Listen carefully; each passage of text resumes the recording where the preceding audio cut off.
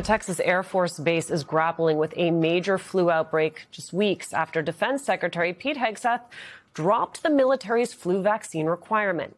At the time, this is what Hegseth said about it. We're seizing this moment to discard any absurd, overreaching mandates that only weaken our warfighting capabilities. In this case, this includes the universal flu vaccine and the mandate behind it. The notion that a flu vaccine must be mandatory for every service member everywhere in every circumstance at all times is just overly broad and not rational. Now, the New York Times reports nearly 160 troops have been sickened at Lackland Air Force Base. MS Now Pentagon reporter Priya Sridhar is joining us following this story. Pablo and Jason are still with us. Priya, what else do we know about this outbreak, how quickly it spread?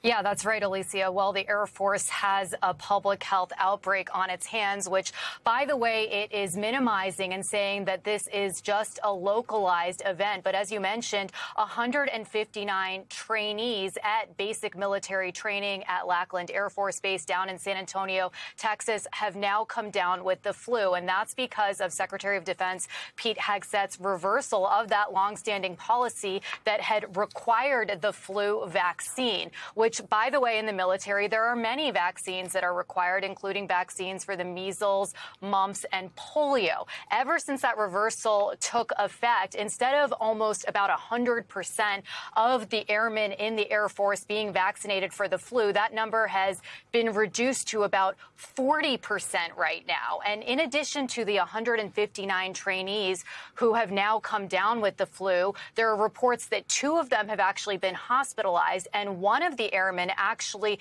passed away in his 6th week of basic training. Now, the Air Force officially is saying that the cause of that death is still under investigation, but we are hearing that that specific trainee had not gotten the vaccine. So we are seeing the consequences of this policy reversal, which, by the way, at the time was criticized by lawmakers on both sides of the aisle, including the chairman of the Senate Armed Services Committee, Roger Wicker, who said that this is a matter of readiness. As you mentioned, we saw back in COVID when there were massive outbreaks on aircraft carriers where troops are in very close proximity, working and living together, and that this is a matter of readiness that's essentially jeopardizing national security, Alicia.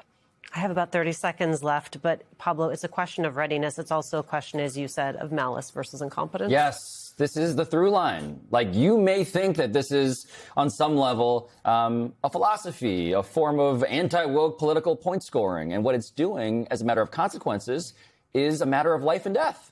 What are we doing? It is a warrior ethos, and I wish you understood it, because if you did, it would all make sense. That's right. A couple push-ups will solve any given epidemic, I am told. Priya Sridhar, thank you so much. Jason Johnson, Pablo Torre, thank you.